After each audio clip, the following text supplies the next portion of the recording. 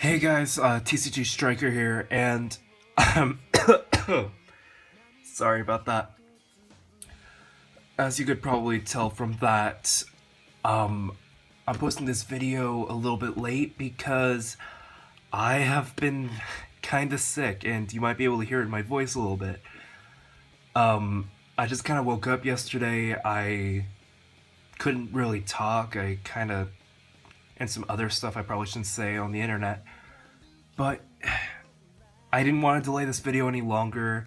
I got my voice today. I've been pretty heavily medicated, and you know what? It's time to show you guys the remaining fortresses and the spells. So you know what? We're just gonna get right into it. So first of all, we have Dreamy Castle. You may remember this card from my pack opening video. You start off with 20 HP. And at the beginning of your turn, you may discard a spell. If you do, you gain 2 HP. It's a good card for stalling out the game, and it's overall a really balanced fortress, and it's kind of good if you don't want to run any of the tribe-specific fortresses. Then, sorry about that. But then right here we have we're gonna pretend like this is Stonehenge. If you guys haven't seen this, then you should go check out my Legend Tribe showcase. But I accidentally left this at a friend's house. I left my Legend Tribe deck there. So you know what? I'm gonna be posting the battle video next week. It's been filmed. I left the Legend Tribe deck there. And it has no ability and starts you off with 22 HP. Then next of all, we have Sacred Oak. It starts you off with 20 HP, and it has the ability that if you control 5 or more Nature Tribe Warriors, all your Nature Tribe Warriors gain 1 power. Really good for a Nature Tribe deck, especially since they like to swarm the field. Then we have the Mothership. Once per turn, when you deploy a rank 2 or higher Space Tribe Warrior, you draw a card. It starts you off with 20 HP. And is the pretty good card for a Space Tribe deck. Sorry, like I said earlier, I'm pretty sick. But then next of all, we're going into the final fortress, which is another neutral fortress, which is the Clock Tower. It starts you off with 15 HP, but to compensate for that low life total, you have 4 actions per turn. Basically, having 4 actions per turn is a huge, it can change the game, really. But, yeah, it's a really awesome card. I might increase the amount of HP you start off with. I don't know, I need to do some playtesting. But next of all, we're getting into the spells. We have our first spell, which is Wormhole. And basically, you can move a warrior into its owner's opposite zone. So basically, you can use this on your warriors if you already moved them once. Like, it works really good with the slimes, which is why you can see Dungeon Slime here. Or you can use it on your opponent's warriors so you can attack the fortress directly or kind of just mess with their strategy. The next spell we have is Surrender. Basically, when you play this, both warriors return a warrior they control to their owner's hands. So you can use this to force your opponent to get rid of a big threat if that's the only thing they have on the board. While you just kind of you can return a rank 0 if you want. A very cool card. It would work good in a Nature Tribe deck since you'll have a lot of warriors to work with. Next, we have Extra Sharp. You choose a warrior and it gains 1 power until end of turn. This is really good because you can use this to get some favorable trades. And plus, in this game, 1 power can go a long way, trust me. Then the next spell we got is Rank Up. Basically, you choose a warrior and you raise its rank by 1 until end of turn. You can use this to get out your higher ranked warriors if you're lacking a few warriors in your hand. And it can just kind of help you with consistency in your deck. The next spell we have is Fortune. both players draw 2 cards. It's a good card if you just kind of want to draw cards and don't care what your opponent has in their hand. Next we have Stone Beacon. Basically, if your fortress is Stonehenge, then you can draw 2 cards. Like I said in the Legend Tribe video, Stonehenge doesn't have an ability, but it allows you to play other abilities, which is why it makes it good, and this is a prime example of that. Then next we have Necromancy. You guys saw this in the Legend Tribe deck list, so I'm just gonna skip over it. Then we have Killer Instinct.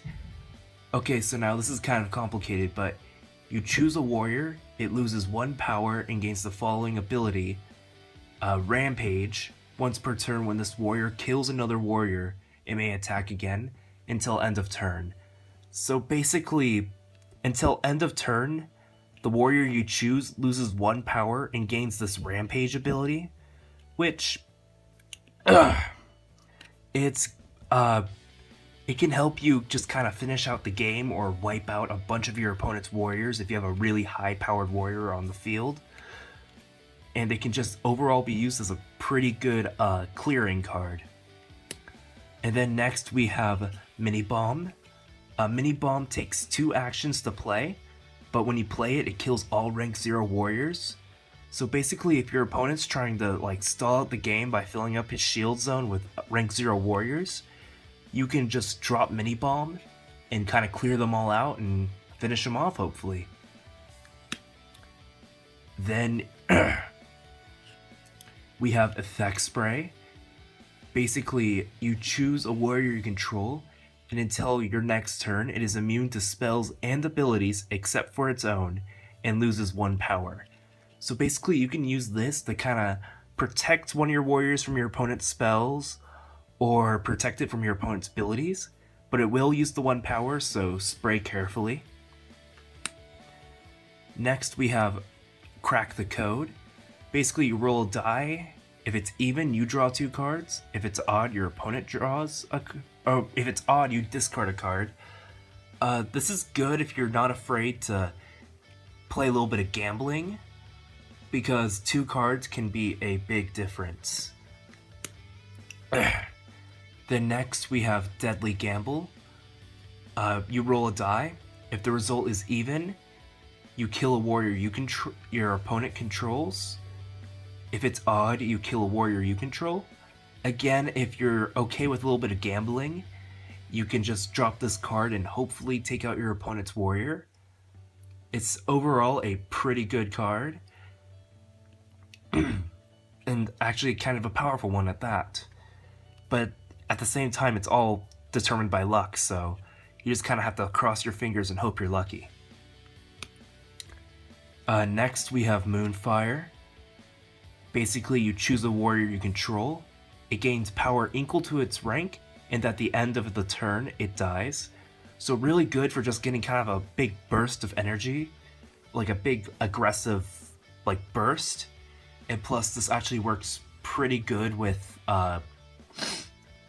Legend Tribe warriors, since a lot of them have death trigger effects. But even not, you can just use it to get that big push off, which could always really help. Ugh, I'm sweating. Sorry guys. Then we have Unexpected Growth. I went over this in the Nature Tribe video, I'm sorry. So if you want to read the effect, I'll just give you a few seconds to pause, and we'll move on. Now, we went over this spell in the Legend Tribe video, so I'm going to give you a second to pause if you want to read it, and then we're just going to move on. Next, we have White Hole.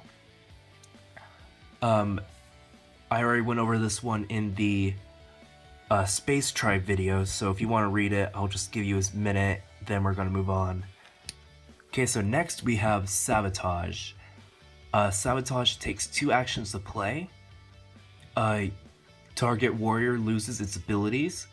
Also, its power and rank become 0, but it cannot be attacked this turn.